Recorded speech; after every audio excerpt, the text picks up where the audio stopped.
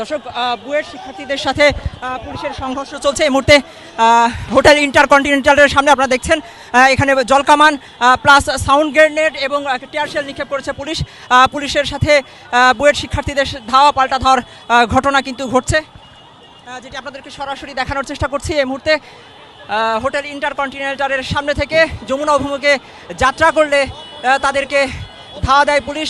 পুলিশের বাধার মুখে পড়ে বিএসসি শিক্ষার্থীরা।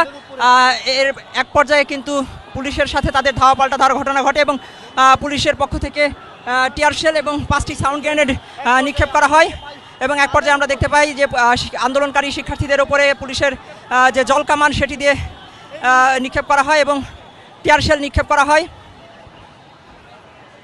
মূলত দর্শক, একটু আপনাদেরকে জানিয়ে রাখি যে গতকাল 3টা থেকে শাহবাগ অবরোধ কর্মসূচি, গতকাল 3টা 30 মিনিট থেকে শাহবাগ অবরোধ কর্মসূচি পালন করে এবং রাত 8টা পর্যন্ত এই বুয়েট শিক্ষার্থীরা আলটিমেটাম দেয়। এর এক পর্যায়ে তারা আন্দোলন স্থগিত করে বাসায় ফিরে যায় এবং আজকে সকাল 10টা থেকে আবারও শাহবাগ অবরোধ কর্মসূচি ঘোষণা করে বুয়েটের শিক্ষার্থীরা এবং প্রকৌশল বিএসসি শিক্ষার্থীরা। এবং এক পর্যায়ে যেটি আমরা দেখতে পাই যে দুপুর 1টা পর্যন্ত আলটিমেটাম দেওয়া হয় শিক্ষা উপদেষ্টাকে। সেই 1টার আলটিমেটামের পরে শিক্ষার্থীরা